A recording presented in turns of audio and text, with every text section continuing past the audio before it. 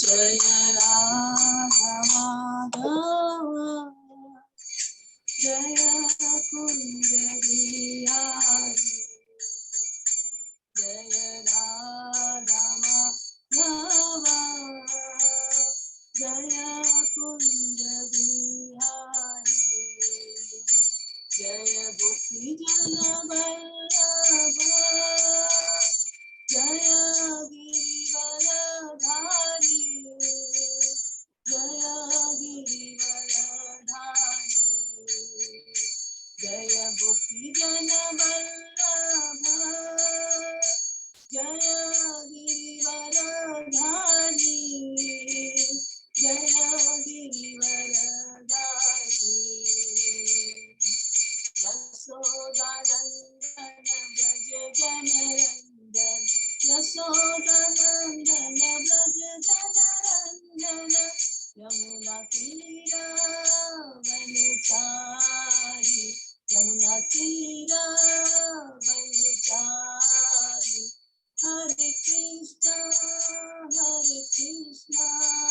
कृष्ण कृष्ण हरे हरे हरे राम राम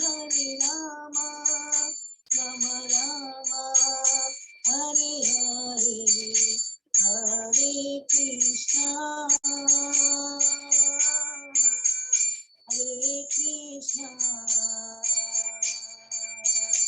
कृष्णा कृष्णा हरे हरे हरे राम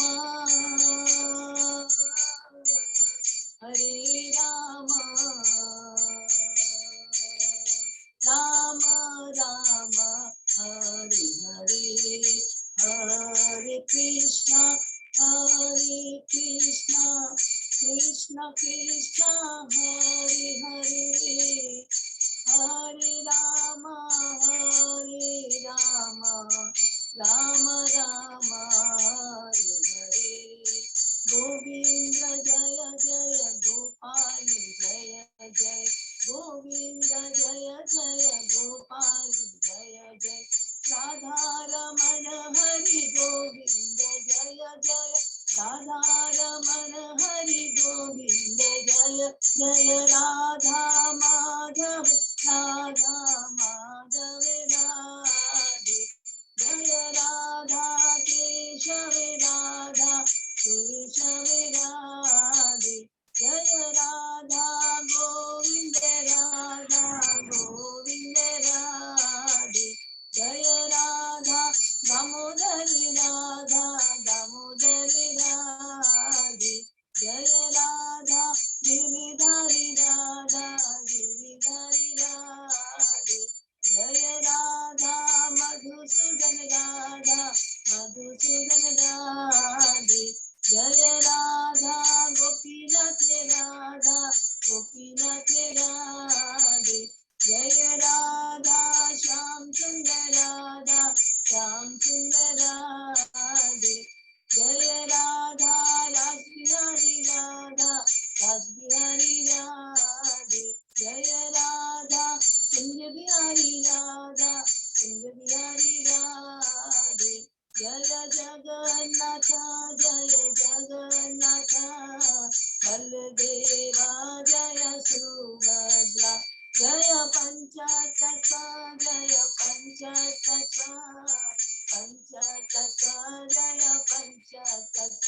जय गौरनिताय जय गौरनिताय जय जय प्रभुपाद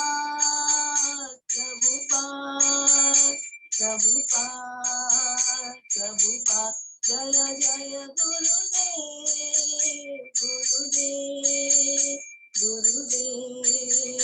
गुरुदेव निताय गौर हरि बोल निताय गौर हरि बोल। हरि नाम संकीर्तन की जय। शील प्रभुपाद की जय। निताय गौर प्रेमानंदे हरि हरि बोल। हरे हरि बोल। हरि बोल। बहुत बहुत बहुत ही धन्यवाद अर्चना माता जी, बहुत ही सुंदर कीर्तन कराया और आशा करता हूँ सभी भक्तों ने बहुत अच्छे से कीर्तन किया होगा। अभी हम लोग मंगलाचरण करते हैं, ठीक है। ओम ज्ञानतिमिरान्धस्य ज्ञानांजन शलाकया चक्षुरुन्मीलितं येन तस्मै श्री गुरुवे नमः। श्री चैतन्य मनोभीष्टं स्थापितं येन भूतले स्वयं रूप कदा मह्यं ददाति स्वपदान्तिकम्। वंदेहम श्री गुरु श्रीयुतपद कमलम श्री गुरु वैष्णवांच श्री रूपम साग्र जातम सहगना रघुनाथम वितम तम सजीवम स्वादेतम शावभूतम परिजम सहितम कृष्ण चैतन्य देवम श्री राधा कृष्ण पादान सहगना ललिता श्री विशाखा वितांत च नमो विष्णुपादाय कृष्ण पृष्ठाय भूतले श्रीमते भक्ति वेदांत स्वामिन इति नामने नमस्ते सरस्वती देवे गौरवाणी प्रचारिणे निर्विशेषा शून्यवादी पाश्चात्य देश तारिणे वांछा कल्पतरुभ्यश्च कृपा सिन्धुभ्येव च पतितानां पावनेभ्यो वैष्णवेभ्यो नमो नमः। नमो महावदान्याय कृष्ण प्रेम पदायते कृष्णाय कृष्ण चैतन्य नामने गौरत्पिषे नमः। हे कृष्ण करुणा सिंधु दीन बंधु जगतपते गोपेश गोपिका कांत राधा कांत नमस्तुते। तप्त कांचन गौरांगी राधे बिंदाबरेशरु विषभानुसुते देवी प्रणमामि हरिप्रिये। नीलांचल निवासाय नित्याय परमात्मने बलभद्र सुभद्रायां जगन्नाथाय ते नमः। जय श्री कृष्ण चैतन्य प्रभु नित्यानंद श्री अद्वैत गदाधर श्रीवासादि गौर भक्त बिंद मुखम करोति वाचालम पंगु लंघे गिरिम यत्कृपातमहं वंदे श्री गुरु दीनतारिणम परमानंद माधवम श्री चैतन्य ईश्वरम। हरे कृष्णा कृष्ण कृष्णा हरे हरे हरे राम राम राम। श्री श्री मंगलाचरण की जय। शिला प्रभुपाद की। हरे कृष्णा। आज के इस दंडवत प्रणाम प्रभु जी। प्रणाम माता जी। सब भक्तों को मेरा दंडवत प्रणाम है। सभी भक्तों के चरणों में दंडवत प्रणाम है। और मैं हम लोग बहुत ही भाग्यशाली हैं। भगवान श्री कृष्ण गुरु आचार्य साधु की कृपा से हम लोग श्रीमद् भागवतम का चर्चा कर रहे हैं, अध्ययन कर रहे हैं, पाठ कर रहे हैं।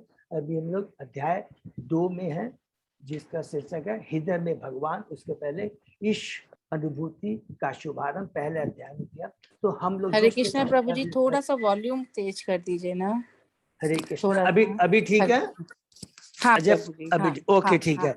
तो अभी हम लोग ने जो भी डिस्कस किया है वो थोड़ा सा हम लोग जस्ट रिवाइज करेंगे तो बहुत अच्छा रहता है। जैसे कि हम लोग बद्ध जीव है, तो सबसे पहले अध्याय के अंदर में बहुत ही जो कि सुखदेव को परीक्षित महाराज ने जो प्रश्न किए थे, इस भौतिक जगत में जीव का मुख्य कर्तव्य क्या है, उसका ध्येय क्या है, उद्देश्य क्या है, और मृत्यु के समय उसे क्या करना चाहिए, इसके उत्तर में सर्वप्रथम सुखदेव गोस्वामी जी प्रसन्नता करते हैं, बहुत खुश होते हैं प्रश्न को सुनकर। क्योंकि बार बार क्यों रिपीट करते कि हमारे जो भी प्रश्न होते, अभी हम लोग बद्ध जीव हैं, हमेशा इधर उधर प्रश्न हमारे, देखिए बहुत इंपॉर्टेंट पॉइंट, क्योंकि इसको क्यों बार बार रिपीट करते हैं, कभी भी हमारी चर्चा, कोई भी प्रश्न किसी के संग बैठे, वो कृष्ण से संबंधित होने चाहिए, बद्ध जीवों के कल्याण के लिए, माने भक्ति से संबंधित है। ये बहुत इंपॉर्टेंट, इसीलिए प्रश्न की बहुत प्रशंसा करते हैं और उसके बाद में उन दोनों प्रश्न का जवाब देते हैं और सिंपली कहते हैं कि गृहस्थ कौन है, गृह में भी कौन। और फटक से वहीं पर जाकर के फट से 5वें श्लोक में आकर के क्या बोलते हैं कि देखो, अगर वास्तव में सारे कष्टों से मुक्त होना है तो हमें कृष्ण का श्रवण कीर्तन स्मरण करना चाहिए। 5वें श्लोक में देखिए, पहले दूसरे कैंटो के पहले अध्याय में ये चीज बोलते हो। पहले भी देखिए, याद होगा कि उन्होंने कैंटो 1 में दूसरे अध्याय में भी सेम चीज आके बोला है, श्रवण कीर्तन स्मरण होना चाहिए। उसका हम लोग थोड़ा आगे श्लोक को रिपीट भी करेंगे। ये बहुत इंपॉर्टेंट है सुखदेव गोस्वामी। तो वही चीज कहते हैं। उसके बाद में कहते हैं, देखो मैं भी तो केवल पहले तो क्या था, मैं निर्विशेषवादी था, लेकिन अपने पिता के मुखारबिंद से भगवान के नाम लीलाओं का श्रवण कर करके मैं भी भगवान का शुद्ध भक्त हो गया। भगवान के प्रति, मेरे नाम के प्रति रुचि जागृत हो गई। ये देखिए, नाम के प्रति रुचि जागृत होना ये बहुत इंपॉर्टेंट है, पावरफुल है। इसको हम लोग जब ये करेंगे, जब समय मिलेगा, हरिनाम चिंतामणि भक्ति विनोद ठाकुर का है, उसमें है नाम के प्रति रुचि कैसे जागृत हो। और अभी हमने महात्मा प्रभु का भी जो प्रोग्राम किया था कि नाम के प्रति रुचि कैसे जाए, ये बहुत इंपॉर्टेंट चीज है। तो सेम सुखदेव गोस्वामी जी कहते हैं और उसके बाद में कहते हैं कि इसलिए हमें हमेशा शुद्ध, और ये चीज कैसे पॉसिबल है, अगर हम शुद्ध भक्तों के संग में रह करके भक्ति करेंगे। एक एक चीज पर सुखदेव गोस्वामी ने उनको जोर दिया। उसके बाद में उन्होंने अष्टांग विधि माने अष्टांग योग के बारे में बताया, जिसके हम लोग बहुत डिटेल में डिस्कस किया। उन्होंने यम नियम आसन करके बताने के बाद में सुत गोस्वामी जी बोलते हैं, परीक्षित गोस्वामी कहते हैं कि लेकिन जिनको भगवान के बारे में रूप पर विश्वास नहीं है तो क्या करना चाहिए। कोई बात नहीं है, भगवान की जो बहिरंगा शक्ति है विराट रूप पर भी ध्यान करेंगे तो धीरे धीरे धीरे कर करके वो अष्टांग योग अर्थात परमात्मा जो हृदय में विराजमान थे उन पर ध्यान चला जाएगा और वो क्या मुक्ति प्राप्त, लिबरेशन प्राप्त हो जाएगा। इस करके पहला चैप्टर। लेकिन लास्ट में जाके यही बात बोल देते कि नहीं, लेकिन सबको क्या है ध्यान किस करना चाहिए, परमात्मा का ही ध्यान करना चाहिए, है वो सबसे इम्पोर्टेंट है। उसके बाद में दूसरे अध्याय में आकर करके वो बोलते हैं कि ये जो स्वर्ग की जितनी भी हम लोग बातें करते हैं ये बहुत ही रोचनीय है। सॉरी, वेदों की जो बातें करते हैं जिसमें किस प्रकार अलग अलग स्वर्ग में जा सकते हैं, अलग अलग जो भी इच्छाएं भौतिक इच्छाएं प्राप्त कर सकते हैं, यज्ञ कर सकते हैं, ये सब करने के बाद में बताते हैं कि नहीं, सबसे इम्पोर्टेंट हमें क्या है कि भगवान की भक्ति करना है। उसके लिए हमको क्या करना है, हमको अपनी जो आवश्यकताएं हैं, जो भौतिक आवश्यकता है, वी शुड मिनिमाइज, इसको हमको मिनिमाइज करना चाहिए। और उसके बाद में वो परमात्मा के बारे में बताते हैं 8 से लेकर 11वें 12वें श्लोक में कि परमात्मा जो हृदय में विराजमान है उनका आकार कैसा है, उनका रूप कैसा है, उनके हाथ किस तरह, वो हाथों में क्या क्या धारण करते हैं, तो करने के बाद में फिर उसके बाद में फिर 13वें श्लोक से लेकर 21वें श्लोक तक में उन्होंने क्या बताया हम लोगों को कि जो परमात्मा का जो ध्यान करते हैं, जो परमात्मा का ध्यान करते हैं हृदय में, उनकी क्या विधि है। सेम चीज वो रिपीट करते हैं, यम नियम आसन करके कि अंत में वो शरीर छोड़कर समाधि में जाकर करके वो लिबरेशन हो जाता है, उनकी मुक्ति हो जाती है। और उसके बाद में फिर बोलते कि लेकिन जो लोग हैं 22वें श्लोक, जो लोग की अभी भी भौतिक इच्छाएं हैं तो उनको क्या करना चाहिए, उसके लिए क्रम मुक्ति के बारे में बताया गया है कि जो कि अलग अलग हमने देखा पृथ्वी लोक से ऊपर। लेकिन यहाँ पर एक चीज बहुत ध्यान रखेंगे, जब हम लोग वर्ड बोलते हैं ना कि जिनकी भौतिक इच्छाएं है तो उसको तुरंत माइंड को क्लियर करना है। उनकी वो भौतिक उस तरह की इच्छाएं नहीं है जिस तरह की जो कर्मियों की होती है। ये बहुत इंपॉर्टेंट पॉइंट है, ये बहुत ध्यान में रखना है, क्योंकि ब्रह्मलोक तक जाना इतनी आसान बात नहीं है। जन तप मर, उनको केवल जो स्वर्गलोक तक जो जाते हैं वो कर्मी कहलाते हैं। उनकी इच्छा क्या होती है, बहुत पुण्य कर्म पायस एक्टिविटीज करते हैं और करने के बाद में वो स्वर्गलोक तक जाते हैं। लेकिन उनका लिमिटेशन होता है क्या, जैसे उनके पुण्य कर्म खत्म होते हैं, गीता के 90 अध्याय में कितना कौन से 21 या कौन से 10वें श्लोक में होते हैं, जैसे पुण्य कर्म उनके खत्म होते हैं धड़क करके वो नीचे आते हैं। लेकिन ये जो योगी होते हैं ये क्या करते हैं, इनकी एक इच्छा होती है कि अरे अलग अलग लोगों में क्या है, तो वो है तो इच्छा ही, तो अभी बिफोर मुक्ति वो चाहते हैं वो चीज। तो हमने पढ़ा कि उसी प्रकार वो धीरे धीरे धीरे एक एक श्लोक में कैसे करके जाते हैं। उसमें क्या होता है कि ग्रॉस जो शरीर होता है ना ऑलमोस्ट वो खत्म होता है, माने स्वर्ग लोक के बाद में। इसलिए हमने पढ़ा था कि जैसे ब्रह्मा जी का एक दिन खत्म होता है और जैसे वो सोने के लिए जाते हैं तो उसमें क्या बोलते हैं, अल्प विनाश, इसको बोलते हैं आंशिक विनाश होता है। उसमें क्या होता है, स्वर्ग लोक तक के जिसमें कर्मी लोग रहते हैं, केवल जिनकी भौतिक इच्छा रहती है वो खत्म हो जाते हैं। लेकिन उसके बाद के लोग क्या है, वो रहते हैं। वो कब खत्म होते हैं, जब ब्रह्मा जी के 100 दिन पूरे खत्म होते हैं। ये बहुत ध्यान रखें। तो हमारी सोच उन लोगों के प्रति हमेशा चेंज है, ऐसा नहीं क्योंकि हमने पढ़ा था कि उसमें क्या है, उसके अंदर में ज्ञानी योगी भक्ति सब लोग रहते हैं, उनकी डिजायर रहती है एक एक कर करके किसी की इच्छा रहती है। अगर सपोज कीजिए मैंने, अगर कोई समझिए जन्म लोक महर लोक तप लोक में बहुत दिन तक रहना चाहता है तो उसको धक्के नहीं मार सकते, वो उतने दिन तक रह सकता है, क्योंकि वो आत्मा है। उनका उद्देश्य क्या है, केवल जानना, माने बहुत सूक्ष्म है।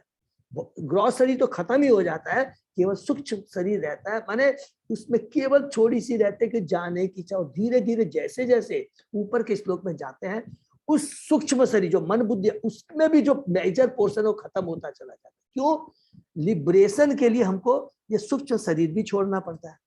5 तो ग्रॉस हो गए और 3 हो गए सेटल, मन बुद्धि का, इसको भी छोड़ना पड़ता है। ये भी भौतिक है, हमेशा याद है। तो इसको भी छोड़ना पड़ता है। जैसे जैसे ऊपर जाते हैं तो धीरे धीरे वो खत्म होते चले जाते हैं। और जिनकी बहुत दिन तक इच्छा नहीं मैं भी इसमें रहना था तो वो रह सकते हैं। और जिनकी बहुत इच्छा है कि मैं ब्रह्मलोक तक जाना चाहता हूँ, मैं अभी तक ब्रह्मा जी के संग रहना चाहता हूँ, कोई बात नहीं है। और जो ब्रह्मा जी की 100 साल जैसे आयु खत्म होती है वो भी लिबरेशन उनका हो जाता। हमने पढ़ा था ना कि those who are staying with Brahma, जब जैसे ब्रह्मलोक माने ब्रह्मा जी की 100 साल की आयु जैसे ही खत्म हो जाती है, पूरा ब्रह्मांड पूरा खत्म, एकदम अच्छे से समझेंगे, क्योंकि सारा किस में सिमट जाता है, वो महाविष्णु में जाके पूरा समा जाता है, तो पूरा खत्म हो जाता है। उस समय ब्रह्मलोक के लोग क्या करते हैं, वो ऑटोमेटिकली वो क्या होता है, बहुत वो अच्छे व्यक्ति होते हैं, ऐसा नहीं कि इतना इसलिए आजान, वो क्या उनकी भी मुक्ति हो जाती है। कुछ लोग होते हैं जैसे वहां पर है, जैसे कि अष्टांग योग की प्रोसेस कर रहे हैं,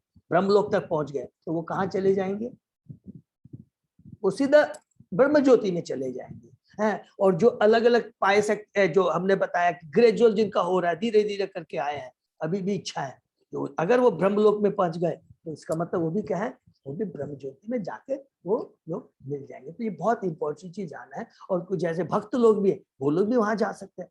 तो भक्त के लिए तो कोई, जैसे नारद मुनि का हमने पढ़ा, तो शुद्ध भक्त है, वो इतने पावरफुल होते हैं जो भगवान के, दे कैन गो एनीवेयर। लेकिन जो परम योगी होते हैं, जो भक्त नहीं होते हैं, पूरे भौतिक ब्रह्मांड में कहीं से कहीं जा सकते हैं, लेकिन भगवान के धाम में तो भक्ति की जरूरी है। हाँ, बीच में सपोज कीजिए जन लोग महल लोग तक पे जा रहे हैं, किसी को कोई भक्ति से अरे भक्त मिल गया, अगर वो भक्ति में आ जाते हैं तुरंत वो रास्ता को छोड़ करके सीधा भगवान के धाम भक्ति करके धाम चले जाते। तो ये चीज बहुत हमें कंसेप्ट। तो अब जैसे हम लोग करते करते करते गए, जैसे हमारे अजय प्रभु ने बताया, बहुत बहुत धन्यवाद, अजय प्रभु ने बहुत डिटेल पढ़ा। तो अब हम लोगों को क्या है कि कुछ कुछ श्लोकों के अंदर में, जैसे कि कल पहले जो पढ़ा था हम बताएंगे, पहले जस्ट उसको समरी करके हम लोग निकल जाते हैं आगे। और उसके बाद में अल्टीमेटली सुखदेव गोस्वामी जी बोलना क्या चाहते हैं 29वें श्लोक तक, तो इधर ग्रेजुअली कैसे कैसे करते जाते हैं, अंत में जाके ब्रह्मलोक से वो सीधा ब्रह्म ज्योति में, जो अष्टांग योग की विधि करते हैं, जो भगवान के भक्त हैं वो ठीक है भगवान के धाम चलेगा। लेकिन जो ग्रेजुअली जो है अष्टांग योग की प्रोसेस जो करते हैं, जिनका उद्देश्य रहता है कि केवल माने ब्रह्म ज्योति में विलीन होना। और यहाँ पर एक जगह ये भी लिखा है कि जो बहुत लोग ऐसे होते हैं कि जिनको भक्ति का भी ज्ञान रहता है, उनको भगवान के ध्यान भी करते हैं, भगवान का भी ध्यान है उनको कि भगवान है, साकार रूप है, ऐसा नहीं है, पूरा रहता है, लेकिन उनकी भी इच्छा कभी रहती है कि हम ब्रह्म ज्योति में जाके मिले, ऐसे भी लोग हैं। तो ये बहुत माने बोलने का मतलब है कि ये जो ऊंचे के लोक में जाते हैं साधारण व्यक्ति नहीं है, अदरवाइज उस लेवल पर नहीं पहुंच सकते। They have got lot of freedoms. और वो उन सकाम कर्मियों की तरह नहीं है जो स्वर्ग में जाकर कि खत्म हुआ उनका जितना भी पुण्य कर्म खत्म और धक्के मार के सीधा पृथ्वी लोक में भेजा। They are not like that. तो सबको अच्छे से कंसेप्ट क्लियर करने के बाद में कल हम लोगों ने जो थोड़ा सा पढ़ा जस्ट इसको रिपीट कर देंगे। तो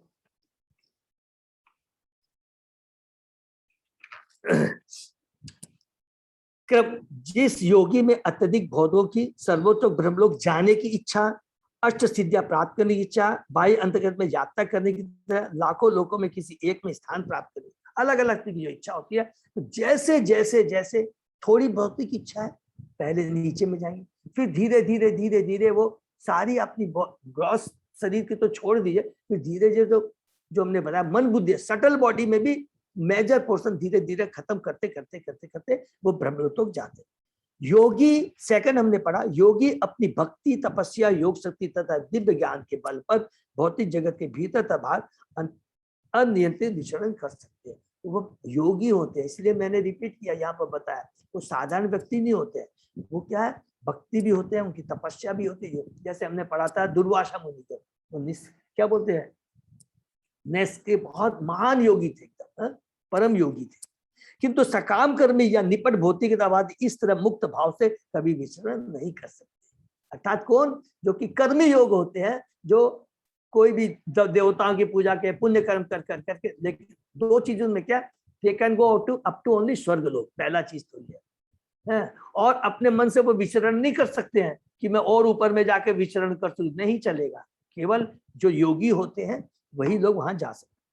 तो सर्वप्रथम योगी अग्निदेव के लोग, फिर स्टेप बाय हमने किया कि कैसे कैसे करके जाते हैं। सर्वप्रथम योगी अग्निदेव के लोग वैष्णवर जाता है, तब वह उससे भी ऊपर शिशुमार चक्र को जाता है। फिर वह शिशुमार चक्र को पार करता हुआ महर लोक को प्राप्त करता है, जहाँ भृगु जैसे शुद्ध महर्षि की आयु भोगते हैं। इसके बाद वह वायुयान के द्वारा सत्य लोक के लिए प्रस्थान करता है, जो कि हमने समराई में बोला। तो कल जो पढ़ा था जस्ट हमने एक बार रिपीट कर दिया।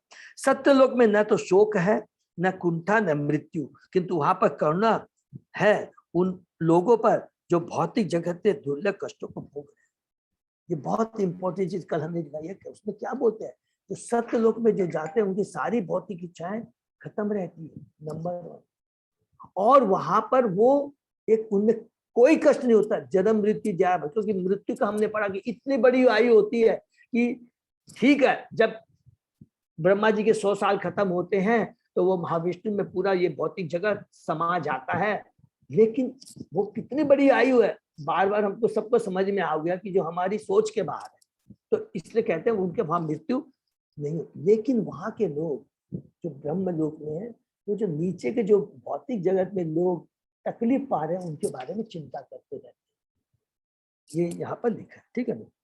सत्यलोक पहुंचकर भक्त योगी अपने सूक्ष्म शरीर से वह भूमि से जल, अग्नि, तेज एवं वायु की अवस्थाएं प्राप्त करता हुआ अंत में आकाश में पहुंचता है। तो ये चीज हमने फिर से थोड़ा सा समरी में हम कर लेंगे, लेकिन सबको बहुत क्लियर हो जाएगा कि ब्रह्मलोक ये पूरा भौतिक जगत है।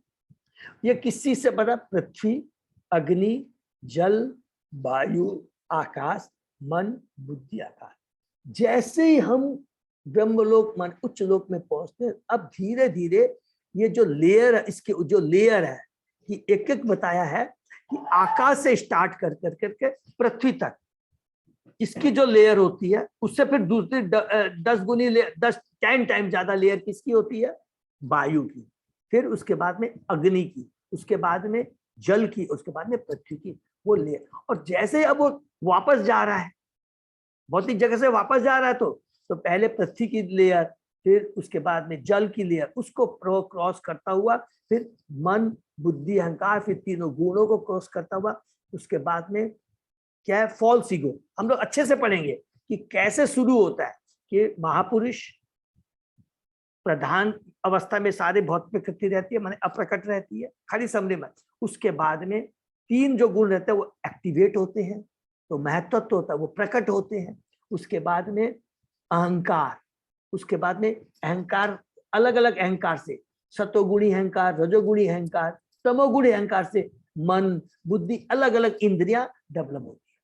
अब जैसे वो वापस जा रहा है, तो ये ब्रह्मलोक में धीरे धीरे पृथ्वी, अग्नि, जल, वायु, आकाश, 3 गुणों को छोड़ता हुआ महत्त्व से फिर सीधा प्रधान, वो सीधा जो लोग भौतिक अवस्था है वो तो क्या महाविष्णु में समा जाते हैं, और बाकी ये लोग अपना आध्यात्मिक जगत अर्थात वो लिबरेशन को प्राप्त होता है। That is the total whole process हमने डिस्कस किया। और उसके बाद में हमने किया था तीसरे श्लोक, लेकिन तीसरे श्लोक के तात्पर्य में प्रभुपाद जी की इतनी कृपालु है, वहां पर आकर तुरंत की हम बद्ध जीव इस क्रमिक मुक्ति के चक्कर में नहीं फंसा, तो तुरंत उन्होंने भक्ति के बारे में बहुत ही सुंदर वर्णन किया है, जो अजय प्रभु ने बताया, रियली बहुत अच्छा है। तो उससे हम लोग स्टार्ट करेंगे, अर्थात श्लोक नंबर 30 से पढ़ करके फिर आगे हरे कृष्णा शुरू करते हैं। ओम नमो भगवते वासुदेवाय, ओम नमो भगवते वासुदेवाय, ओम नमो भगवते वासुदेवाय। नारायण नमस्कृत नरं चैव नरोत्तमं देवी सरस्वती व्यासं ततो जयम् उदीरयेत्। नष्टप्रायेषु अभद्रेषु नित्यं भागवत सेवया भगवती उत्तम श्लोके भक्ति भवति नैष्ठिकी। आराधयो भगवान ब्रजेश तनय ततदाम बिंदावनम रमया काचित् उपासना व्रजवधू वर्गेण्य कल्पिता। श्रीमद्भागवतम प्रमाणम अम्लम प्रेमापुमर्तो महान्। श्री चैतन्य महाप्रभो मतम इदम तत आदरो न पर। हरे कृष्णा कृष्ण कृष्ण हरे हरे, हरे राम राम राम हरे हरे। तो इस श्लोक नंबर हम लोग अजय बाबू 30 नंबर श्लोक से पढ़ना है या खाली तात्पर्य में थोड़ा सा लास्ट का जो है 2-3 पैराग्राफ करेंगे? तो हम लोग पढ़ते हैं कि तात्पर्य में प्रभुपाद जी कह रहे हैं 30वें अध्याय के श्लोक में कि जैसा कि हम कई बार बता चुके, शुद्ध आत्म से अपने को भगवान के नित्य दास के रूप में स्वीकार करने की शुद्ध चेतना है। इस तरफ मनुष्य भगवान की दिव्य प्रेमा भक्ति की अपनी मूल स्थिति में पुनः आरूढ़ होता है, जैसा कि अगले श्लोक में इस पर। तो यहाँ पर फिर थोड़ा सा और पढ़ लेते हैं। मन की पूर्ण शुद्धि तभी संभव हो पाती है, 4 लाइन छोड़ने के बाद, 5 लाइन छोड़ने के बाद, मन की पूर्ण शुद्धि तभी संभव हो पाती है जब मनुष्य भगवान का नित्य दास बनकर स्थिर हो जाता है। अतः सत्व की कोरी उपलब्धि भी भौतिक गुण है। मनुष्य को सत्व की यह भौतिक अवस्था पार करके शुद्ध सत्व या वसुदेव सत्व तक पहुंचना होता है। तो सत्व गुण अच्छा है, लेकिन हमको जो भगवान का जो शुद्ध भक्त होता है उसको तीनों गुणों से ऊपर होता है। तो अभी जस्ट हमने खत्म किया क्या, जब ये सारे पृथ्वी अग्नि जल वायु आकाश इसको खत्म करके फॉल्स अहंकार, तो अहंकार में 3 चीज बोला, तमोगुण, रजोगुण और शुद्ध सतोगुण वाला अहंकार भी होता है, वो भी नहीं चलेगा। तो उसके अंदर भी बहुत इच्छा थोड़ी रहती है। तो जब ये तीनों गुणों से ऊपर चले जाएंगे तभी हम आध्यात्मिक जगत में पहुंच सकते हैं, ठीक है ना। इसलिए क्या, अतः सत्य की कोरी उपलब्धि भी भौतिक गुण ही है। मनुष्य को सत्य की यह भौतिक अवस्था पार करके शुद्ध सत्य या वसुदेव तत्व तक पहुंचना होता है। या वसुदेव तत्व मनुष्य को भगवत धाम में प्रवेश कराने में सहायक होता है। 3 गुणों से ऊपर होकर ही हम भगवान के धाम पहुंच सकते हैं। इवन योगी जो होते हैं, जो योगी जो करते हैं, जो ब्रह्म ज्योति, उनको भी 3 गुणों से ऊपर जाना पड़ता है। बहुत सिंपल है। खाली फर्क क्या है, जो योगी होता है, जो ब्रह्म ज्योति में विलीन होता है, उसको भगवान की भक्ति नहीं मिलती है, आस्वाद आनंद नहीं आता, क्योंकि भगवान से रेसिप्रोकेशन नहीं होता। इसलिए जो शुद्ध भक्त होते हैं, और इसलिए कहते हैं कि स्पिरिचुअल सुसाइड इसीलिए बोला जाता है कि अरे तुमको मनुष्य योनि मिली, तुमने इतनी तपस्या की, सब कुछ किया, ठीक है, तुमने भौतिक जगत को तो पार कर लिया, लेकिन उसके बाद क्या मिला तेरे को? कुछ नहीं मिला। लेकिन मुझे तो भगवान की भक्ति मिली। इसलिए भक्त लोग क्या है, वैसी मुक्ति नहीं चाहते। तो हम लोग बार बार फिर 2nd पन्ने के इसी पैर पर तात्पर्य के लास्ट में हम लोग थोड़ा चलते हैं। भगवान निष्ठावान व्यक्ति की सहायता गुरु की भेंट कराकर करते हैं। ये बहुत इंपॉर्टेंट चीज। भगवान निष्ठावान व्यक्ति की सहायता गुरु की भेंट कराकर करते हैं। तो निष्ठावान व्यक्ति तो कौन हो गया? निष्ठावान का मतलब है कि जिसको भौतिक जगत से आसक्ति है, वो भी तो निष्ठावान है ना, भौतिक चीजों के प्रति आसक्ति नहीं है। ज्ञानी योगी, अष्टांग योगी है, उनको भी भौतिक चीजों से ही तो मुक्त होने के लिए तो इतनी तपस्या करते हैं, जो कि हमने अलग अलग डिस्कस किया। हमने याद करेंगे, अभी तक हम जो डिस्कस कर रहे हैं अध्यात्म योगी के बारे में डिस्कस कर रहे हैं, जो लिबरेशन चाहता है, चाहे वो विराट पुरुष का करके करे या परमात्मा के रूप में हृदय में जो परमात्मा के रूप में ध्यान करते हैं, वो इन लोग हम जैसे लोगों से जो कि प्योर भौतिकवादी है, जो कि उनसे बहुत अच्छे। तो उसके लिए बता रहे हैं कि अगर जब तक गुरु का एसोसिएशन नहीं मिलेगा, इवन सपोज कि जब ब्रह्मलोक में चलेगा, जब तक भक्त का एसोसिएशन नहीं मिलता, भक्ति नहीं मिल सकती। ये एकदम कहीं भी चले जाइए, गुरु का भगवान निष्ठावान व्यक्ति की सहायता गुरु की भेंट कराकर करते हैं, जो भगवान का प्रतिनिधि होता है। ऐसे गुरु के उपदेश से मनुष्य को भक्ति योग का बीज प्राप्त होता है। लिबरेशन तो छोड़े, जो रियल जो भक्ति बीज का प्राप्त होता है, इवन इस भौतिक जगत में हमें, तो हम कितने भी ज्ञानवान हो जाए, वेरी इंटेलिजेंट हो सकता, सब कुछ हो सकता है हमारे, इवन सपोज हम ज्ञानी हो गए हैं, लेकिन जब अष्टांग योगी की तरफ जा रहे कुछ भी, लेकिन जब तक भगवान के शुद्ध भक्त का गुरु का हमें नहीं मिलता, तब तक हमको भक्ति का जो बीज है हृदय में प्राप्त नहीं होता है। ठीक है, भगवान श्री चैतन्य महाप्रभु के संतुते के भक्त अपने हृदय में भक्ति का बीज बोए और भगवान के पवित्र नाम तथा महिमा के समन तथा कीर्तन द्वारा उसे सींच कर पल्लवित करे। अपराध रहित होकर भगवान के पवित्र नाम के समन तथा कीर्तन की यह सरल विधि धीरे मनुष्य को मोक्ष की अवस्था तक पहुंचा देगी। भगवान के पवित्र नाम कीर्तन की 3 अवस्थाएं हैं। पहली अवस्था है भगवत नाम का श अपराध कीर्तन करना, दूसरी अवस्था पवित्र नाम के कीर्तन की आभास अवस्था, और तीसरी अवस्था है अपराहित रहित भगवान कीर्तन। हरि बोल। तो ये तीनों चीजें हैं हम लोगों को। हरिनाम चिंतामणि भक्ति विनोद ठाकुर का जो है हम लोगों ने भी किया था, आशा गौरांग प्रभु जी ने कराया था, तो ये बहुत ही पावरफुल है। तो 10 नाम अपराध तो हमने बहुत अच्छे से किया, ये 10 नाम अपराध का है, उससे हमको निकलना है। और उसके बाद भी क्या होता है नामाभास में, क्या होता है ना, जस्ट एग्जाम्पल देंगे तो उसको बहुत अच्छे से समझ में आ जाएगा। सूर्य तो है, लेकिन जब बीच में कभी भी सपोज कीजिए बादल आ जाते हैं या कोहरा आ जाता है, तो कोहरा और बादल की तुलना किया गया है जैसे कि अनर्थ होते हैं या अज्ञानता होती है, थोड़ी अज्ञानता अनर्थ होता है, वो रहती है। नाम अपराध नहीं हो रहा है, पूर्ण भगवान के प्रति एकदम आभास, जो बोलते हैं ना एकदम भगवान। लेकिन जैसे जैसे हरि नाम करते जाएंगे, जैसे जैसे सूर्य की रोशनी तेज होती चली जाएगी, तो क्या होता है कि जितना भी कोहरा है और जितना भी बादल फट जाते हैं, निकल जाते हैं, और सूर्य की रोशनी हमें पूरा दिखाई देनी पड़ती है, तो हम तो शुद्ध नाम में पहुंच जाते हैं। तो नामाभास भी बहुत महत्वपूर्ण होता है। मैंने पढ़ा नामाभास में भी बहुत सारे लाभ मिलते हैं। तो उन लोग क्रॉस कर करके जैसे जैसे भक्ति प्रगाढ़ होती जाएगी, बादल कोहरा सब हट जाएंगे और हम लोग शुद्ध भक्ति में पहुंच जाएंगे। ठीक है, माने तीसरी अवस्था में। दूसरी अवस्था में ही जो कि अपराध तथा नेत्र के बीच की अवस्था है, माने नामाभास, मनुष्य स्वतः मोक्ष की अवस्था प्राप्त कर लेता है। हरि बोल। देखिए कितनी बड़ी बात लिख रहा है। इवन नामाभास से हम लोग को लिबरेशन मिल सकता है। भगवान का धाम भले नहीं मिले, लेकिन लिबरेशन मिल जाएगा। और धीरे धीरे जब हम शुद्ध नाम में पहुंच, मैंने सेकंड स्टेज की बात बता रहे हैं, नामाभास की, निर अपराध की बात नहीं कर रहे हैं, नामाभास की, जिसमें कि थोड़े से अनर्थ भी रहते हैं। अनर्थ रूपी बादल, अज्ञानता रूपी मेघ कोहरा, या दो भी इधर जो भी है, अनर्थ रूपी अज्ञान रूपी कोहरा या बादल भी रहते तो घबराना नहीं है, वो भी कंटिन्यू करते जाते हैं तो हमको मोक्ष की प्राप्ति हो जाती है, माने लिबरेशन मिल जाता है, जो कि अष्टांग योगियों को, जो कि ज्ञानियों को जो मिलता है, उनको वो चीज हमको केवल नामाभास से मिल जाती है। हरि बोल।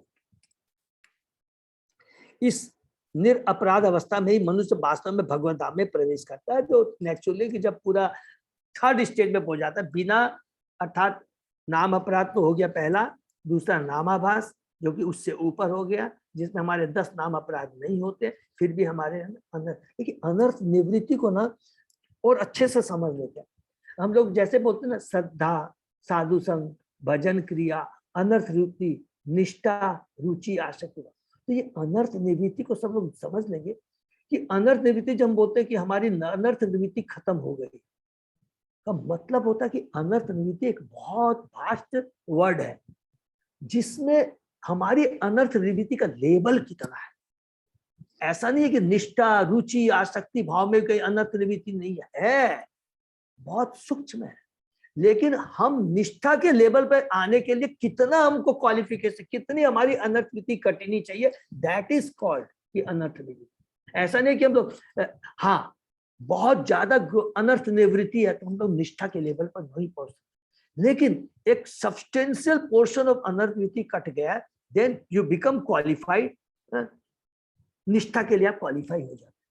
लेकिन अब निष्ठा में आने का मतलब ये नहीं कि पूरी खत्म हो गई है, ये बहुत सूक्ष्म बातें हैं, हमको याद रखना। वो धीरे धीरे धीरे जब पूर्ण रूप से हमारी अनर्थ खत्म होती है, तब रुचि, भाव, प्रेम लेवल पे जा करके एकदम सब कुछ खत्म, 100% प्योर। ये बहुत चीज है, सबको कभी घबराना नहीं है।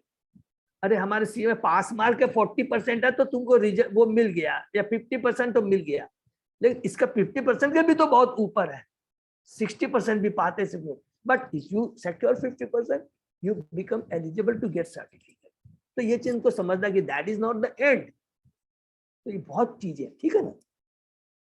इस निरपराध अवस्था में भी मनुष्य वास्तव में भगवान में प्रवेश कर, यद्यपि शारीरिक रूप से वह भौतिक जगत में ही रहता है, शारीरिक रूप से भौतिक जगत में रहता है, इज इमैटेरियल, कोई फर्क नहीं पड़ता है, क्योंकि भौतिक जगत में भी रह कर करके हमने पढ़ा है कि जो भगवान के शुद्ध भक्त होते हैं, जिनकी भौतिक चीज के प्रति आसक्ति नहीं होती है, 3 गुणों से ऊपर रहता है, लेकिन वो किस लिए रहते हैं यहाँ पर?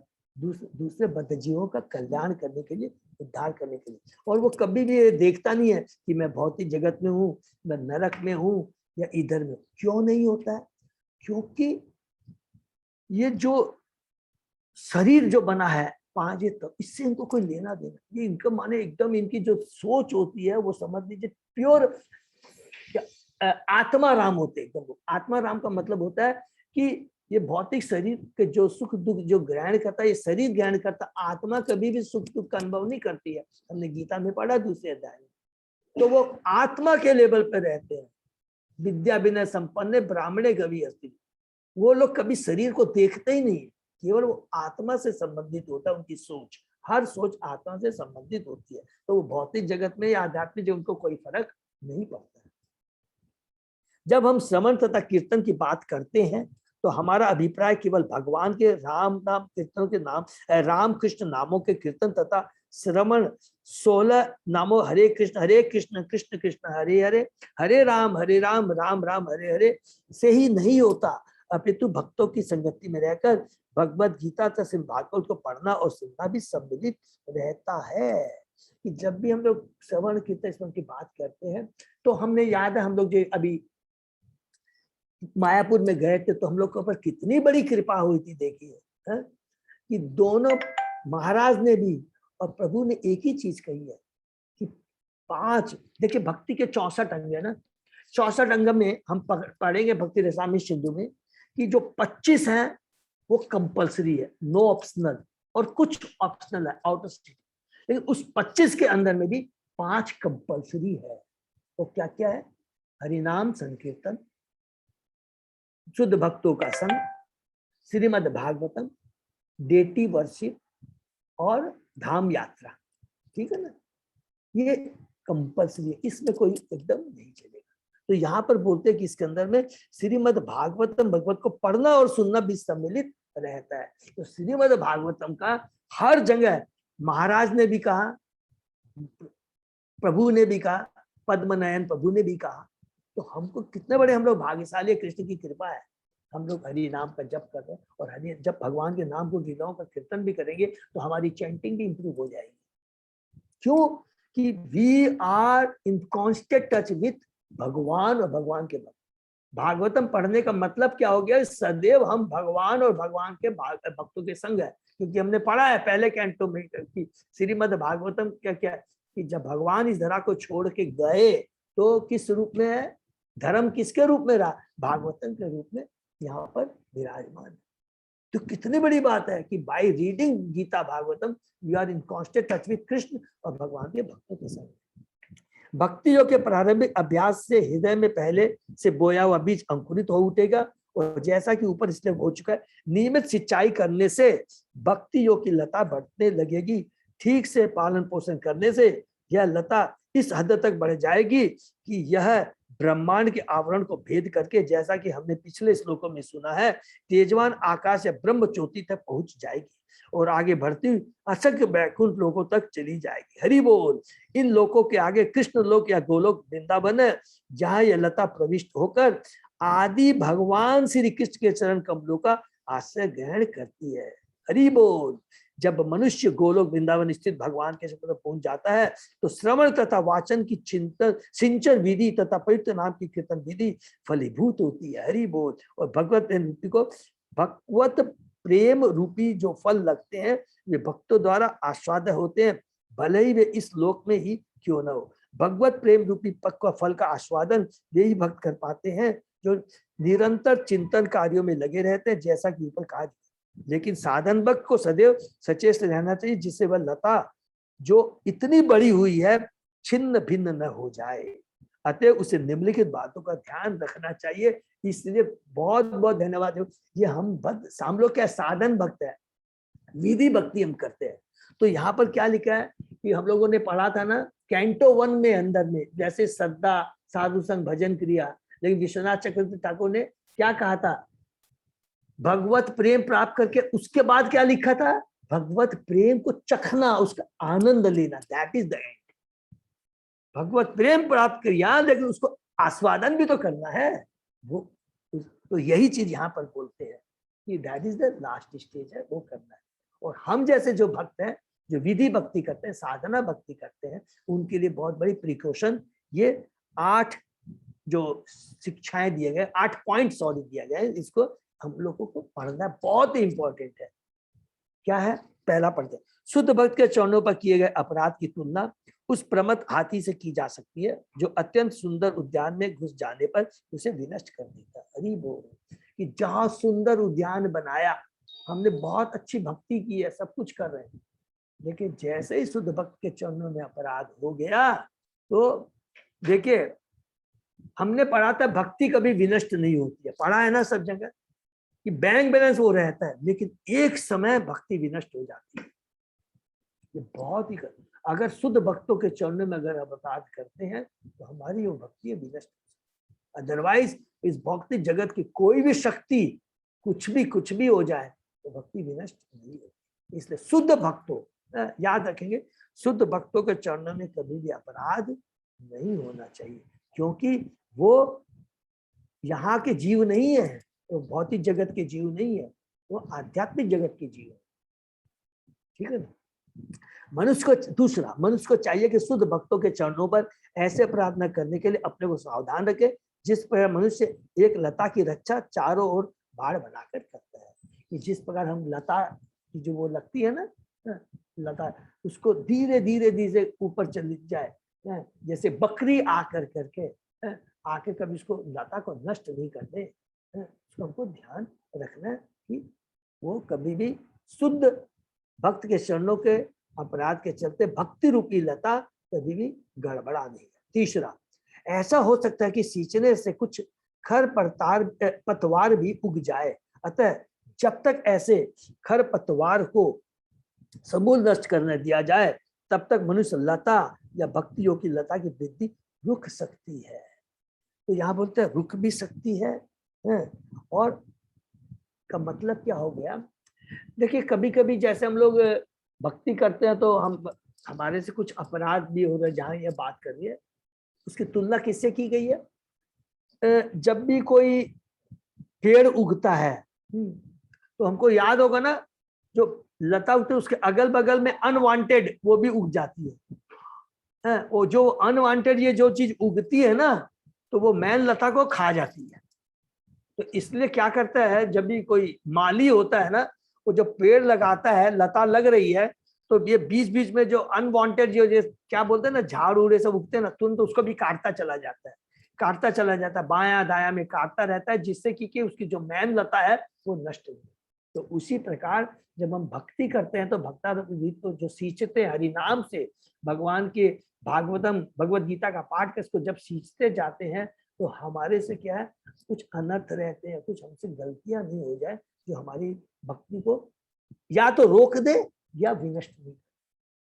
दोनों चीज का हमको ध्यान रखना है। नेक्स्ट, वास्तव में ये खरपतवार है क्या है? अब यहाँ पर लिखते हैं, भौतिक भोग, आत्मा को ब्रह्म में पृथक अस्तित्व के बिना लीन करना तथा धर्म अर्थ काम व मोक्ष के क्षेत्र में अनेक सांसारिक इच्छा। हरि बोल, ये मेन चीज है जो कि हमने पढ़ा था कि भागवतम में भी, जो कि हमने दूसरे श्लोक में पढ़ा था कैंटो 1 के पहले अध्याय में, कि इसीलिए धर्म अर्थ काम मोक्ष को विनष्ट किया। ये बहुत डेंजरस चीज है कि हमारा जो उद्देश्य है ये मनुष्य जीवन का भौतिक इच्छाओं को प्राप्त करने के लिए, भौतिक इच्छाओं को प्राप्त करने के लिए कोई कार्य करने के लिए नहीं बना है। अर्थात देवताओं की पूजा, कोई यज्ञ है कि मेरे को अच्छी पत्नी मिल जाए, मेरे को अच्छी बच्चा मिल जाए, मेरे को अच्छा रूप मिल जाए, धन मिल जाए, शक्ति, ये सब चीज के लिए नहीं मिला है। इसके लिए धर्म नहीं करना है, हमको क्या है, भगवान की भक्ति, शुद्ध भक्ति करनी है। तो इससे हमको बचना है, इसके प्रति हमारा आकर्षण नहीं। तो इसके लिए हमने क्या पढ़ा था, डिस्कस किया था, अभक्तों का संग मत कीजिए। देखिए, हम लोग इतने महान नहीं बन गए हैं, जैसे ही हम भक्ति कर रहे हैं और एक भक्त मिल गया और आपको एक भी कोई प्रोजेक्ट ला के दे देता है, अरे तुम क्या कर रहे हैं, सब फालतू सब छोड़ छाड़ के खाली मनिया पकड़ लिया है, जप माला पकड़ लिया, क्या कर रहा है? तो बुद्धि को, मति को चेंज कर सकता है। ये सबको ध्यान रखना है, दूर रहना है। अन्य खार प्रतार और भी है, क्या क्या है? अन्य खर प्रतार भी है, यथा शास्त्रों के नियमों का उल्लंघन, वृथा की व्यवस्थाएं, पशु हत्या तथा भौतिक लाभ, प्रतिष्ठा या सम्मान की लालसा। ये सारी बहुत सारी ये सब क्या है, खरपतवार है। ये सब माने अनवांटेड, ये जो पत्तियां पेड़ पौधे उगते हैं जो हमारी भक्ति लता रूपी भक्ति को नष्ट कर सकता है, इसका ध्यान रखना। यदि पर्याप्त सावधानी नहीं बरती जाती तो सिंचाई से केवल खरपतवारों की वृद्धि होगी, स्वयं लता ठिकनी रह जाएगी, जिससे से उसमें भगवत प्रेम रूपी फल नहीं लग पाएगा। हरि बोल। अर्थात अगर इसका ध्यान नहीं रखेंगे तो क्या होगा, वो लता जो है वही की वही रह जाएगी, ठगनी हो जाएगी, और ठीक उसके ऊपर में ये पतवारें उड़ती उड़ती उड़ती चल जाएगी, और इतनी ये अनवांटेड ये खरपतवार ऊपर हो जाएगी जो भक्ति वो उसके अंदर में दब जाएगी। अर्थात हम भक्ति से च्युत हो जाएंगे, फिर हम लोग भक्ति छोड़ करके उसमें लग जाएंगे। अतः भक्त को चाहिए कि प्रारंभ से ही विभिन्न खरपतवारों को समूल नष्ट कर दे, तभी मनुष्य लता का स्वस्थ विकास हो सकेगा और वह ठिगनी नहीं रहेगी। ऐसा करने पर भक्त को भगवत प्रेम रूपी फल चखने को मिलता है और वह अपने इसी जीवन में भगवान कृष्ण के साथ रह सकता है तथा पग पग पर भगवान के दर्शन कर सकता है। हरि बोल। कि भगवान के संग रह सकता है और भगवान का दर्शन कर सकता है। भगवान के संग रह सकता है मतलब क्या हुआ कि हरि नाम जब चलता रहेगा और जैसे जैसे भागवतम गीता का भागवतम पाठ करेंगे, हर पन्ने में हर लाइन में हम भगवान का दर्शन कर सकते हैं। जीवन की सर्वोच्च सिद्धि है भगवान की सतत संगति में जीवन का निरंतर सुख भोगना, और जिसने इसका स्वाद चख लिया है वह किसी और तरीके से भौतिक जगत के किसी क्षणिक भोग की कामना नहीं करता। देखिए ये लास्ट लाइन को अंडरलाइन कर लेंगे कि इसमें भगवान के नाम में और ये जो शास्त्रों को पढ़ने में सबसे बड़ा इतना पावरफुल ये मंत्र है, इतना पावरफुल दिव्य शक्ति है हरि नाम और भगवान का नाम। ये शास्त्र जो हमारी भौतिक इच्छाएं जितनी भी है वो स्वतः ही अपने आप नष्ट होती चली जाएगी, अलग से प्रयास करने की दरकार नहीं है। कंडीशन एक ही है, खरपतवार खड़ा हो, अर्थात भक्तों का संग, केवल एक ही चीज करना, एकदम उसके अलावा कोई चीज नहीं है, केवल अभक्तों का संग छोड़ दीजिए। अभक्तों का संग का मतलब ही है कि ये खरपतवार होगी, तभी उसी में लालसा आएगी, रजोगुण बढ़ेगा, कंपटीशन की भावना आएगी और भौतिक चीजें, और वही भक्तों का संग करते रहिए तो सदैव मति को ठीक करता रहेगा। प्रभु आप भक्ति करते रहिए, प्रभु आज हमारे संग इसने, प्रभु आप खाली भक्ति करते रहिए, इधर उधर माथा मत लगा, वो आपकी बुद्धि को ना एक जगह रखे, तो ये बहुत इंपॉर्टेंट है, ठीक है ना। तो नेक्स्ट 31वां श्लोक का भी हम लोग तात्पर्य पढ़ते हैं, जितना भी हो सकता करें।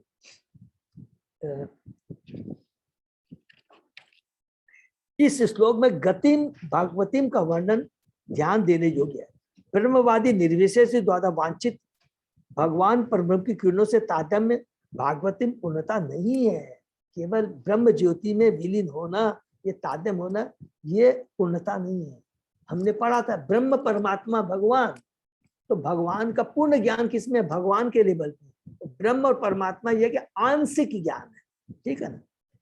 भगवत जन कभी भी भगवान के निर्विशेष किरणों में लीन होना नहीं चाहते। वे तो आध्यात्मिक आकाश में किसी एक वैकुंठ लोक में परमेश्वर की संगति के लिए लालायित रहते। संपूर्ण आध्यात्मिक आकाश असंख्य वैकुंठ लोकों से पूरित है और भौतिक आकाश तो इस आध्यात्मिक आकाश का एक नगण्य अंश मात्र है। इसको अंडरलाइन कर लेंगे कि हमारी बुद्धि इतनी सीमित है और हम लोग क्या सोचते हैं, अरे बाप रे इतना बड़ा ब्रह्मांड, भारत इतना बड़ा, उसके बाद में अलग अलग देखते हैं कि ये पूरा विश्व भौतिक है। अरे ये तो केवल एक ब्रह्मांड का 14 भुवन में केवल एक भाग है, भूमि लोक। उसके ऊपर हमने पढ़ा है। अच्छा ये भी हम तो याद रखेंगे कि जैसे भूलोक और जो हम लोग बोलते हैं ना स्वर्ग लोक, इसमें भी जैसे हम लोग बोलते हैं ना कि ट्रेन जा रही है, तो कलकत्ता से ट्रेन स्टार्ट हुई, प्रथम स्टॉपेज हुआ बर्दवान, तो इसका मतलब क्या छोटे छोटे स्टेशन नहीं है क्या बीच में, वो है। तो इन लोगों के बीच में भी छोटे छोटे स्टेशन है। तो फिर स्वर्गलोक, जनलोक, तपलोक, महतलोक, ब्रह्मलोक तक जाते। तो 14 भुवन है, उसमें भूमि एक है। और ऐसा एक ब्रह्मांड है, ऐसे करोड़ों ब्रह्मांड है, हमने पढ़ा है। कि जब महापुरुष विष्णु क्या पुरुषावतार में पहला क्या है? कर्ण से विष्णु, नहीं वो नाम क्या है? वो महाविष्णु है ना, महाविष्णु। महाविष्णु। तो महाविष्णु के भगवान, हाँ सॉरी, कर्णोदक्षाई विष्णु है जो प्रथम अवतार है, उससे करोड़ों असंग ब्रह्मांड निकलते हैं। और ये जितने करोड़ों असंग ब्रह्मांड हैं, ये टोटल केवल 25% है, जबकि आध्यात्मिक जगत इसका 3 गुना है। अब सोचिए, तो ये भगवान, तो हमारी सोच यदि हम समझेंगे तो समझ में आएगा, अरे भौतिक जगत तो नगण्य है। हाँ, ये बात एकदम जरूरी है कि इतना होते हुए भौतिक जगत में केवल भारतवर्ष यही कर्म भूमि है। हमेशा याद रखेंगे, अगर भक्ति जो कर सकते यही कर्म भूमि है, केवल भारतवर्ष। और हम डिटेल में 5वें कैंटो में जाएंगे, समझ में आएगा कि भारतवासी होकर के भारत में, वही कलकत्ता में जन्म लेके कितने भाग्यशाली। यही केवल कर्म भूमि है, यही कर्म कर करके हम भौतिक जगत से छुटकारा पाके भगवान के धाम जा सकते। और कहीं भी पूरे ब्रह्मांड में हमको भक्ति करने का चांस नहीं मिलेगा। ये बहुत इंपॉर्टेंट चीज है। इवन हमने पढ़ा है कि अगर हम लोग ब्रह्मलोक में गया, सब कुछ हवा से उठी गए, भक्तों का संग होकर के हम लोग भगवान के धाम जा सकते। भक्तों का संग, भक्ति बहुत जरूरी है, मुक्ति मिल जाएगी। भक्ति केवल जहाँ कर्म भूमि है, जहाँ पर भगवान की भक्ति करने का स्कोप है, वो केवल भारतवर्ष है। भारतवर्ष में हम लोग कितने, कलकत्ता, कलकत्ता के बगल में मायापुर। ये बहुत इंपॉर्टेंट चीज है। इसीलिए यहाँ पर कहता है कि संपूर्ण आध्यात्मिक असंग बैकुंठ लोकों से पूरी था, और भौतिक आकाश तो इस आध्यात्मिक आकाश का एक नगण्य अंश मात्र है। भागवत माने भक्त का लक्ष्य किसी एक बैकुंठ लोक में प्रवेश करना होता है, जिनमें से प्रत्येक में भगवान अपने असीम साकार अंशों के रूप में असंख्य शुद्ध भक्त पार्षदों की संगति का आनंद भोगते रहते हैं। जैसे कि बैकुंठ लोक है, असंख्य बैकुंठ लोक है, ठीक है। इस जगत में बद्ध जीवों को भक्ति द्वारा मोक्ष प्राप्त करने पर इन लोकों में भेज दिया जाता है, किंतु नित्य मुक्त आत्माओं की संख्या इस जगत के बद्ध जीवों से अधिक रहती है, और बैकुंठ लोकवासी नित्य मुक्त आत्माएं इस दुखी भौतिक जगत में आना पसंद नहीं करती। जो कुछ मुक्त आत्माएं हैं वो ठीक है ब्रह्म ज्योति में चली गई, लेकिन जो बैकुंठ लोक जो है हमारे, जो भगवान के जो धाम में, इस भौतिक जगत में वो आना नहीं चाहते। इसके बाद में थोड़ा सा वही निर्विशेष के बारे में करा मैंने पढ़ा, उसके बाद नेक्स्ट पैराग्राफ में जाते हैं। भगवद गीता में 8वें में भी इसकी पुष्टि की गई है, क्योंकि भगवान कहते बड़े बड़े महात्मागण, देखिए बहुत बड़े बड़े महात्मागण या भक्ति योगी मेरी संगति प्राप्त करने के बाद इस दुखमय तथा अस्थायी जगत में फिर कभी वापस नहीं आते। बड़े बड़े महात्मागण या भक्ति योगी भी, वास्तविक महात्मा का कौन है? तो भगवान का शुद्ध भक्त है, वही परम महात्मा है, वही परम धीर पुरुष है, वही परम सन्यासी है, सब कुछ वही है, ठीक है। वापस मामू पेते पुनर्जन्म दुखालय में शाश्वतम नाम पुहंति महात्मा संसिद्धि पर। तो ये 8वां अध्याय का 15वां श्लोक है, और 16वां श्लोक में भी मोटा मोटी है, आप ब्रह्म भूना लोका पुनर्ते अर्जुन मामू पेते तु पहुंचते पुनर्जन्म न। तो ये क्लियर बोलते हैं भगवान का, ये 8वां 9वां श्लोक करेंगे, कितनी बड़ी भगवान बात बोलते हैं। जो एक बार मेरी भक्ति में आ जाता है इस भौतिक जगत में, फिर वो नहीं लौटता है। अतः जीवन की सर्वोच्च सिद्धि भगवान की संगति प्राप्त करने के अतिरिक्त और कुछ नहीं है, और ये भगवान की संगति शुद्ध भक्तों के संग से ही मिल सकती है, और कोई दूसरा उपाय नहीं है। भक्ति योगी भगवान की सेवा में लगा रहने के कारण ज्ञान या योग जैसी अन्य मोक्ष की विधि द्वारा आकृष्ट नहीं होता। शुद्ध भक्त 100% भगवान का भक्त होता है, अन्य कुछ भी नहीं। इस श्लोक के अन्य 2 शब्दों शांतम तथा आनंदम भी हमें ध्यान देना होगा, क्योंकि ये सूचित करते हैं कि भगवत भक्ति भक्त को वास्तव में 2 महत्वपूर्ण वर्ग देने वाली है, यह शांति तथा तुष्टि। हरि बोल। निर्विशेषवादी ब्रह्म के एकाकार होने का इच्छुक रहता है, या दूसरे शब्दों में वह ब्रह्म बनना चाहता है, यह कोरी कल्पना है। क्या उसको शांति मिलती है? नहीं। उसको क्या तुष्टि मिलती है? नहीं। बोर हो जाता है ब्रह्म ज्योति में जाकर। उसके बाद भी इसलिए हमने लिखा पढ़ा कि वो कई दिनों बाद, करोड़ों वर्षों तक ब्रह्म ज्योति में रहने के बाद वो वापस भी आ जाता है। योगी विविध प्रकार की योग शक्तियों से उठता है। देखिए एक एक जितनी बातें यहाँ पर लिखी, योगी है, जितने अष्टांग योगी किया है, बड़े बड़े, सपोज कीजिए वो एकदम बड़े उच्च लोक में चला गया, जन लोक महत्व लोक में, यहाँ पर भी कह रहे हैं जितनी भी अष्ट विद्या है, जहां भगवान की भक्ति ने भगवान वो वहां बोर होना ही होना है। इवन यहाँ पर बात है, क्योंकि पूरा भौतिक जगत में आनंद है ही नहीं जब तक, हाँ भौतिक जगत में आनंद है, कंडीशन क्या है, अगर भक्तों का संग भगवान की भक्ति कर रहे हैं तो वो भौतिक जगत में हमें भौतिक जगत नहीं लगेगा। हम लोग भौतिक जगत में रहते हुए भी हम आध्यात्मिक जगत में रहे हुए होंगे, ये कह रहे हैं। अतः न तो निर्विशेषवादी, देखिए न ही योगी को वास्तविक शांति तथा संतोष मिल पाते, किंतु भक्त पूर्णतः शांत संतुष्ट रह सकता है, क्योंकि उसकी संगति पूर्ण ब्रह्म से रहती है। अतः ब्रह्म में लीन होने या कतिपय योग शक्तियों की उपलब्धि में भक्त को कोई आकर्षण नहीं होता। इस प्रेम की प्राप्ति का अर्थ है अन्य समस्त आकर्षणों से पूर्ण मुक्ति। इसको भी अंडरलाइन कर लेंगे। इस प्रेम का मतलब हो गया कोई चीज के प्रति आसक्ति नहीं। ये भौतिक जगत की तो छोड़ दीजिए, उसको जन लोग, तप लोग, मैं तो किसी चीज के प्रति उसकी आसक्ति नहीं रहती, कोई तरह की आसक्ति नहीं रहती। बद्ध जीव अनेक, इवन इसकी तो बात छोड़िए, इवन मुक्ति की आसक्ति नहीं रहती है। बद्ध जीव अनेक इच्छाएं करता है, जैसे धार्मिक बनना, धनी बनना, प्रथम कोटि का भोक्ता होना, या ईश्वर स्वयं ईश्वर होना, या योगी आदि की भांति शक्तिशाली बनना, और कुछ भी पाकर या करके आश्चर्यजनक रूप से कार्य करना।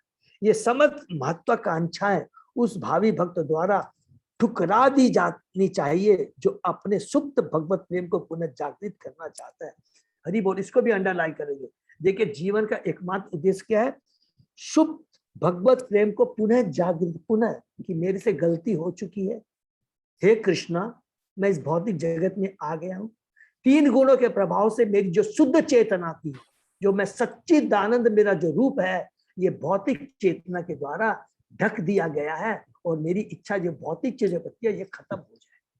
तो ये जो शुद्ध प्रेम है, भगवान के प्रति आकर्षण, ये मेरा जागृत हो। और ये कैसे हो सकता है, शुद्ध भक्त के संग में रह करके भगवान की भक्ति करके ही किया जा सकता है।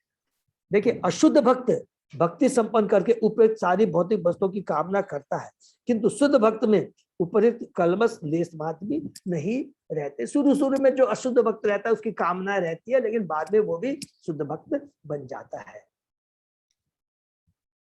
इनमें भौतिक इच्छाएं, निर्विशेष का चिंतन, देखिए भौतिक इच्छाएं नंबर 1, निर्विशेष का चिंतन अर्थात ब्रह्म ज्योति में विलीन हो जाना, तथा योग शक्तियों की प्राप्ति, अष्ट सिद्धियां जो अभी हमने पढ़ा है सम्मिलित है, ये सारी सब बेकार है।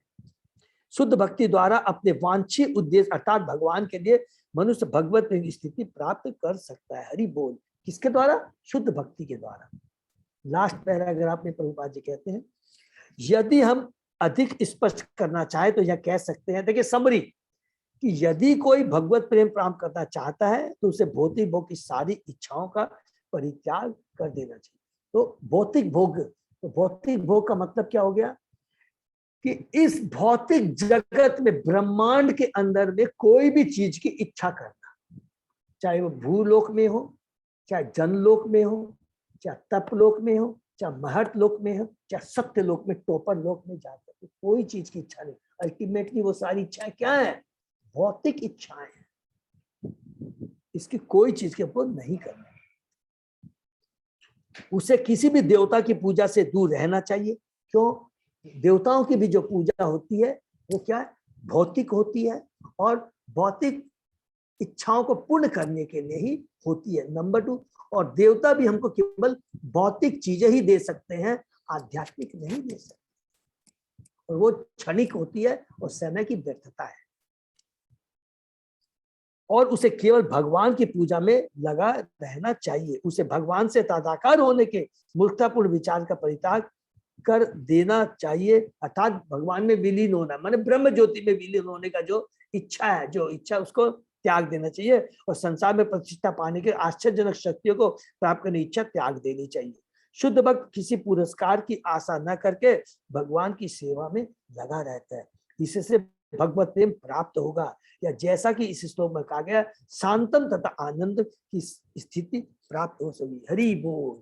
अर्थात अगर हम भगवान की सेवा का मतलब हो गया कि भगवान के शुद्ध भक्तों की सेवा, ये हमेशा याद रखेंगे, भगवान के शुद्ध भक्तों की सेवा, उनका एसोसिएशन, उनसे श्रवण करना, उनसे ज्ञान प्राप्त करना, आध्यात्मिक काम करने से स्वयं हमें भगवान से कनेक्शन हो जाएगा। और जब भगवान से हमारा कनेक्शन हो जाएगा, भक्ति से कनेक्शन हो जाएगा, तो हम क्या हो जाएंगे, शांत भी हो जाएंगे और दिव्य आनंद का भी अनुभव करने लग जाएंगे। हरे कृष्णा। बहुत ही सुंदर ये पावरफुल यहाँ पर प्रभुपाद जी ने हम लोगों को दिया है। तो ये भक्ति के बारे में आज पूर्ण ये हमारा डिस्कशन हुआ।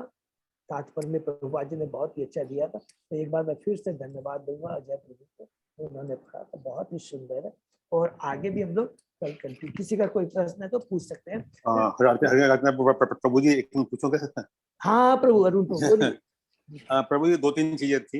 एक तो मेरा कंफ्यूजन ये रहता है कि ये ब्रह्म ज्योति और ब्रह्मलोक एक ही है, ये अलग अलग है? नहीं प्रभु ब्रह्मलोक तो हो गया भौतिक जगत का जो 14 भुवन है ना, उसका सबसे टॉप मोस्ट लोक हो गया।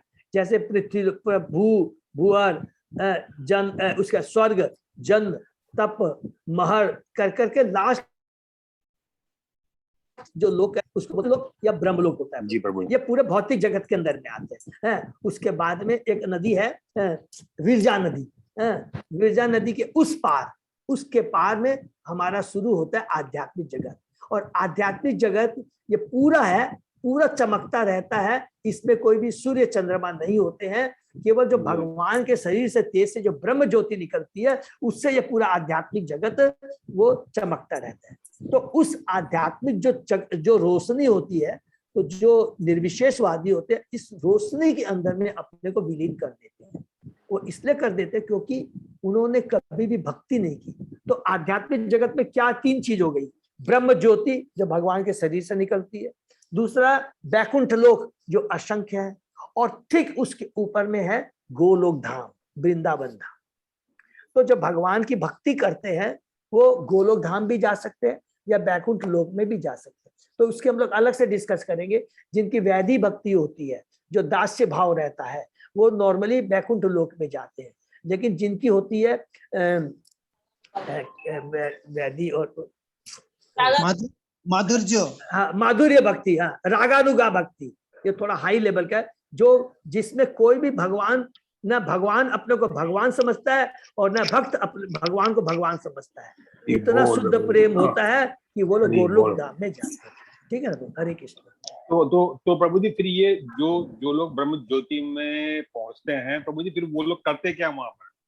प्रभु यही तो लिखा था, ब्रह्म ज्योति में कोई भी एक्टिविटी नहीं होती है, कोई एक्टिविटी नहीं होती है। तो शास्त्र बताते हैं कि कई जगह ऐसा भी लिखा है, कहीं लिखा है, तो मैं थोड़ा कि कई बार उनको भी शुद्ध भक्त, अगर भक्तों का संग होता है तो वो भी भक्ति में लग करके वो भगवान के फिर धाम चले जाते हैं। और कई बार लिखा है कि नहीं, मैक्सिमम, चूंकि देखिए भक्तों का एसोसिएशन मिलना बहुत जरूरी है, क्योंकि वहां पर वो ब्रह्म ज्योति में विलीन हो जाते हैं, वही रहते हैं, आजू बाजू में कोई रहता नहीं है।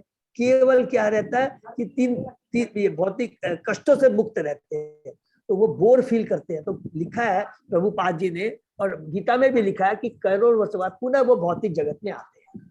हाँ, क्योंकि प्रभु जी भक्ति के लिए तो आपको शरीर की रिक्वायरमेंट है ना। आपको तो भक्ति के लिए तो शरीर की रिक्वायरमेंट है, तो फिर तो मतलब आपको यहीं आना होगा एक बार, फिर से एक बार। प्रभु शरीर तो वहां भी रहता है, आध्यात्मिक शरीर रहता है प्रभु, भौतिक तो शरीर नहीं रहता है। हाँ तो अब लेकिन बाबू, क्योंकि वहां पर तो कोई भक्त नहीं है, तो नहीं, किससे भक्ति सीखे? हरि बोल, वही बात है, यही बोलने का मतलब है। हरि बोल। अच्छा प्रभु, एक छोटा सा होता है कि ये जो लोग वैकुंठ लोक तक पहुंचते हैं, मतलब फिर वो जीवन मृत्यु के चक्र से तो मतलब वो मतलब भर होते हैं, मुक्त हो गए प्रभु। हाँ, उनका आध्यात्मिक शरीर होता है। वो लोग सूक्ष्म शरीर जो हमने पढ़ा, पृथ्वी, अग्नि, जल, वायु का मन बुद्धि आकार को त्याग देते हैं। माने पूरा पूरा भौतिक में 2 पार्ट है, ग्रॉस एंड सटल। दोनों, ग्रॉस का मतलब क्या होता है? स्थूल, और सटल का मतलब सूक्ष्म। सबको त्याग देते हैं, अर्थात मन बुद्धि का सबको यहाँ छोड़ कर करके जैसे ही वो आध्यात्मिक जगत में पहुंचते हैं, उनका शरीर क्या हो जाता है, आत्मा पूरा आध्यात्मिक हो जाता है।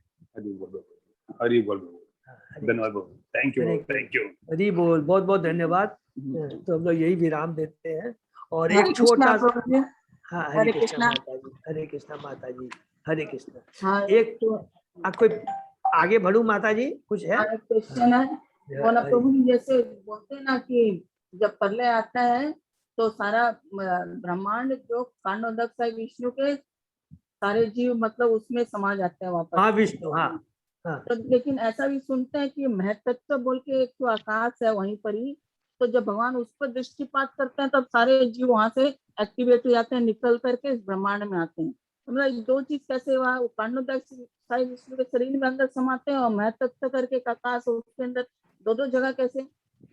माता जी आपका दो प्रश्न हो गया। आपने एक तो पैकिंग करने वाली बात कर दी, कैसे पैकअप होता है। जब बहुत ध्यान से सुनेंगे, 2 मिनट समझाता हूँ।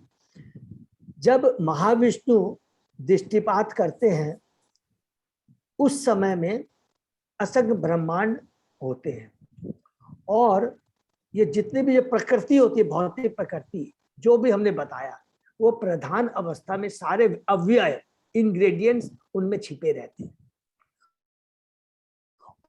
और जब 3 गुण एक्ट होते हैं, जैसे 3 गुण है सत्वगुण एक्टिवेट होते हैं, तो वो चीज जो प्रधान के रूप में रहती है वो प्रकट हो जाती है, उसको बोलते हैं महत्त्व।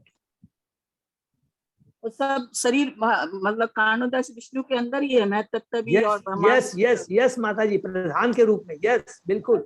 हमको लगा कि अलग से नहीं माता जी, वो प्रकट होता है। हरे कृष्ण प्रभु, हाँ एक प्रभु, प्रलय है और एक सृष्टि है, दोनों में फर्क है। हाँ प्रभु, वो प्रलय सृष्टि, वही मैं बता रहा हूँ, वही माता जी को बता रहे हैं। सृष्टि अलग है, प्रलय अलग है।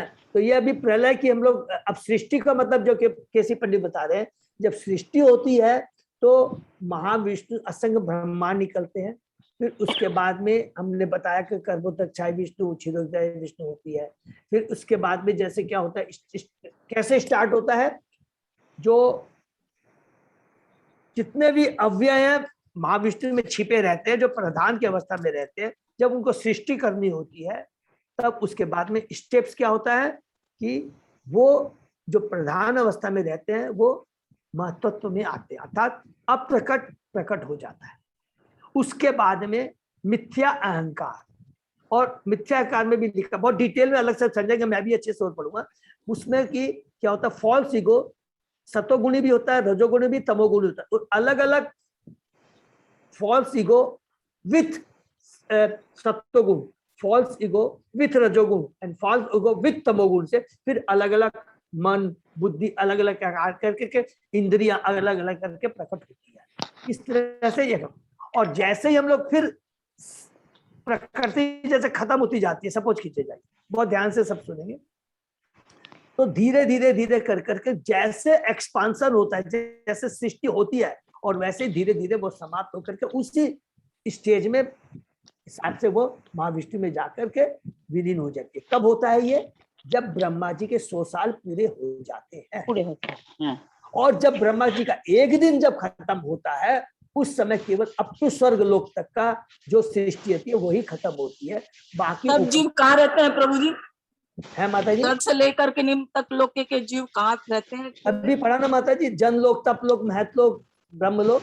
तो इनके सारे जीव कहाँ रहते हैं? स्वर्ग तक के लोग जब एक दिन का प्रलय होता है ब्रह्मा जी का, तो स्वर्ग से लेकर के पाताल लोक तक के जीव जो है वो लोग किस अवस्था में रहते हैं, कहाँ रहते हैं? जो माने जो स्वर्ग लोक तक का जो होता है वो महापुरुष में माता जी, मतलब कामोदक विष्णु के, कामोदक विष्णु, हाँ लोग भी चले जाते हैं वहीं। हाँ। और जब पूर्ण सिद्ध खत्म हो जाता है तो पूरे के पूरा, जब 100 साल खत्म हो, टोटल 100% वो महाविष्णु है। ठीक है, हरे कृष्ण। हरे कृष्ण। केसी पंडित प्रभु, आप कुछ बोलना चाह रहे थे प्रभु?